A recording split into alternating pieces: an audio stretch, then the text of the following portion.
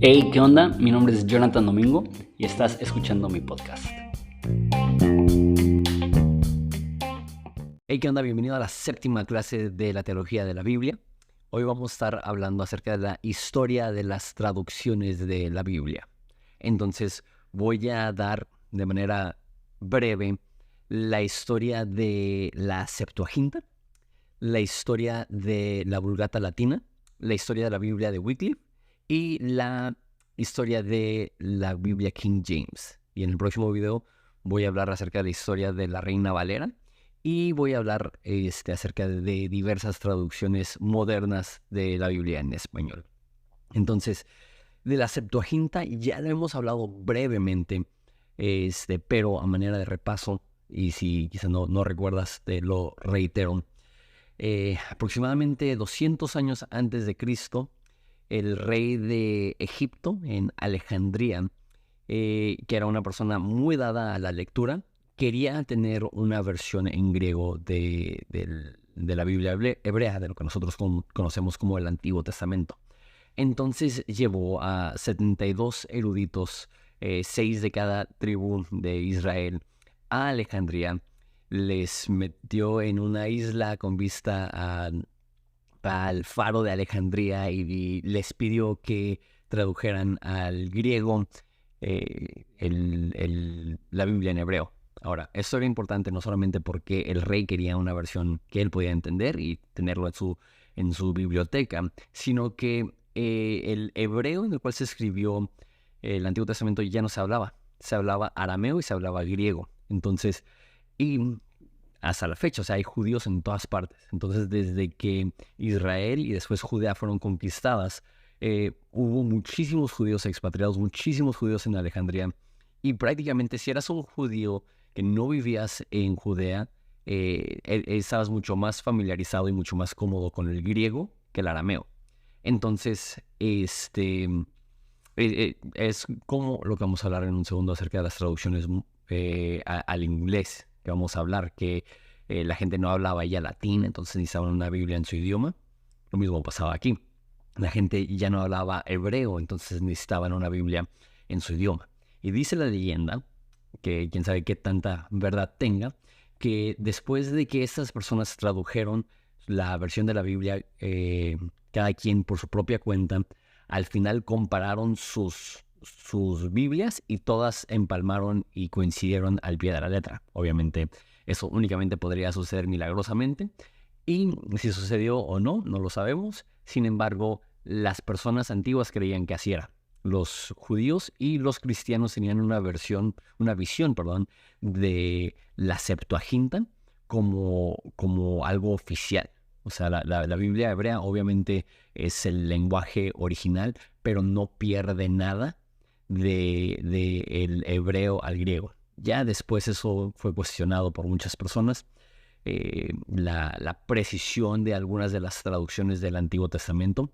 Sin embargo, los autores del Nuevo Testamento, cuando citan el Antiguo Testamento, lo citan de la Septuaginta. Esa es la versión que leían los autores del Nuevo Testamento. Digo, ¿cómo sabemos eso? Porque si vas al hebreo original y tú lo traduces, va a ser un poquito, va a tener algunas discrepancias, pero el hecho que se cita palabra por palabra, como viene en la Septuaginta, nos demuestra que efectivamente esa era la versión de la Biblia que utilizaban los autores del Nuevo Testamento. Entonces, recuerda que inclusive Pablo, ¿de dónde era? Él era de Tarso. Entonces, él muy probablemente estaba muchísimo más cómodo con el griego que el hebreo, al igual que la mayoría de cristianos. Después, la Vulgata Latina. Esta también lo hablamos en la serie de los padres de la iglesia, pero lo vemos una vez más aquí. En el siglo IV se divide el Imperio Romano en dos lados, el oeste y el este. En el este, la capital está en Constantinopla, y Constantinopla era un lugar muy fácil de defender. Era una parte muy rica, todo lo que es hoy en día Turquía y Egipto, ni se diga, eran partes del Imperio Romano que tenían muchísimas riquezas. Y en el occidente no era tanto así.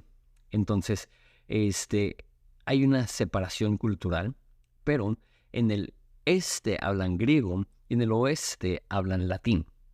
Entonces, al igual que la necesidad de traducir a la Septuaginta del hebreo al griego, porque la mayoría de gente ya no hablaba griego, de la misma forma en el occidente, en Europa, había la necesidad de traducir la Biblia al latín, porque la mayoría de gente no hablaba griego. Entonces, habían ya varias traducciones de la Biblia al latín, pero todas eran traducciones no del hebreo original, sino de la Septuaginta. Entonces, San Jerónimo se dio la tarea de aprender hebreo antiguo y de traducir al latín la Biblia, y eso se conoce como la Vulgata latina. Vulgata significa como común, como vulgar, pero no en el mal sentido, sino común. Y latina, obviamente, es el idioma en el cual está. Y eso se convierte en la Biblia principal para la iglesia hasta la fecha. La Biblia oficial para los católicos sigue siendo la Vulgata latina.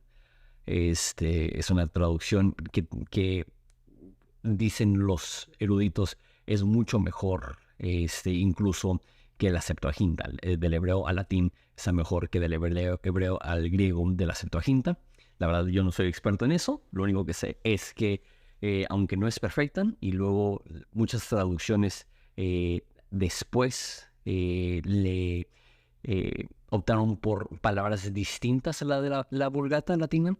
La Vulgata latina es la traducción que tiene más peso y mencioné esa separación. Entonces, en el este siguen hablando griego, ellos no hablan latín, ellos ni siquiera utilizan obviamente la Biblia de Jerónimo, pero en el oeste todos hablan latín y únicamente usan de repente la Biblia de Jerónimo. Entonces cobra una importancia enorme. Y después, cuando cae el Imperio Romano, empiezan a ser conquistados por diferentes tribus germánicas y empiezan a fusionar el latín con su lengua natal. Entonces, por ejemplo, francés viene de los francos, que son los que conquistaron la parte de Francia y así sucesivamente.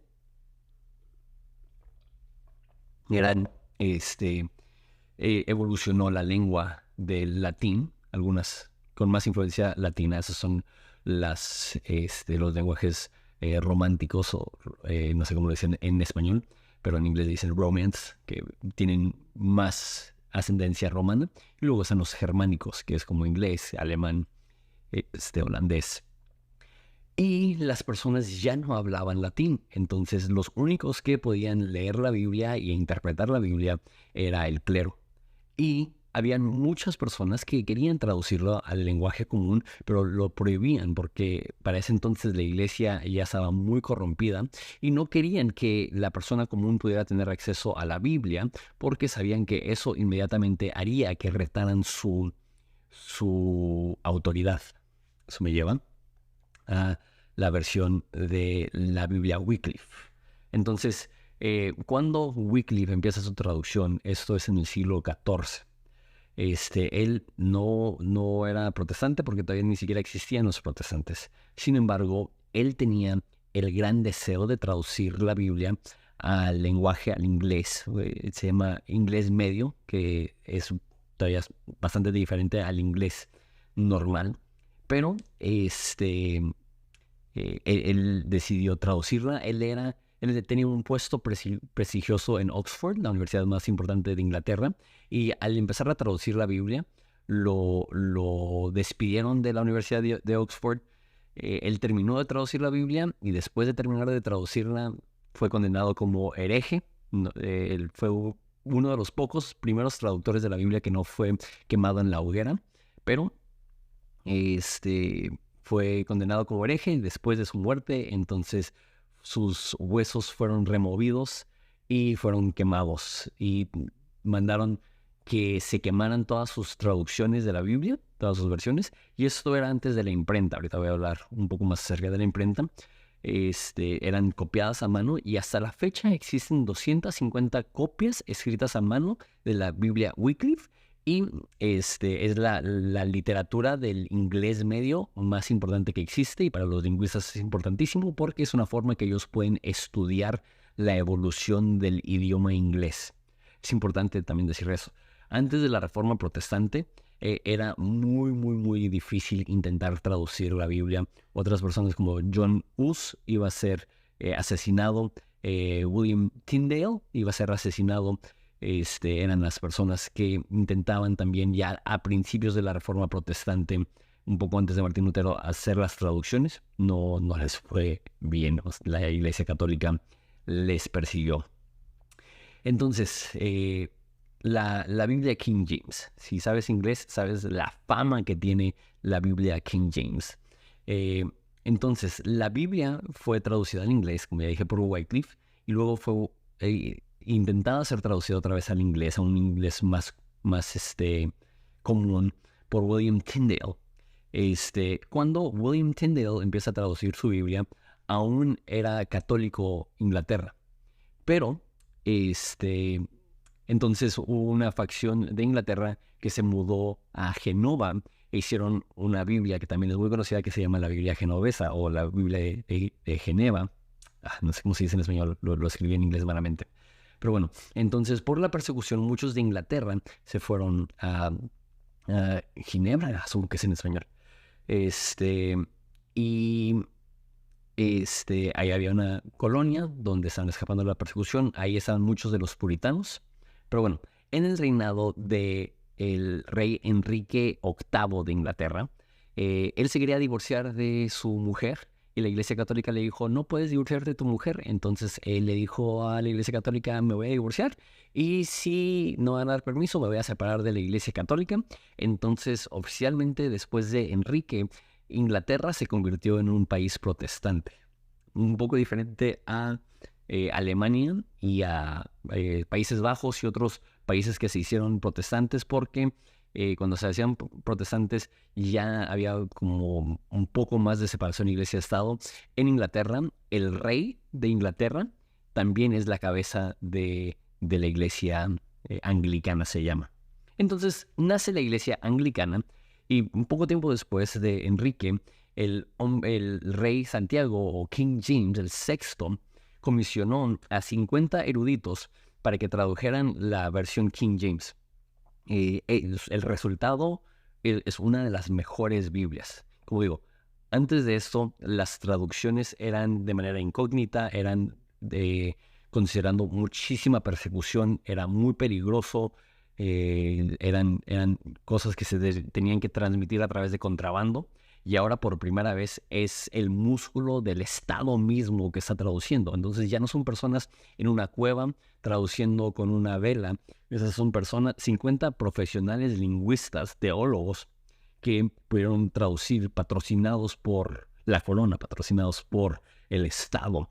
Entonces, obviamente con ese cuidado del reino inglés, pudieron hacer esa versión que salió en 1611, que aunque es un inglés aún un poco antiguo para nosotros, sigue siendo la traducción de la Biblia más ampliamente impresa y distribuida en el idioma inglés.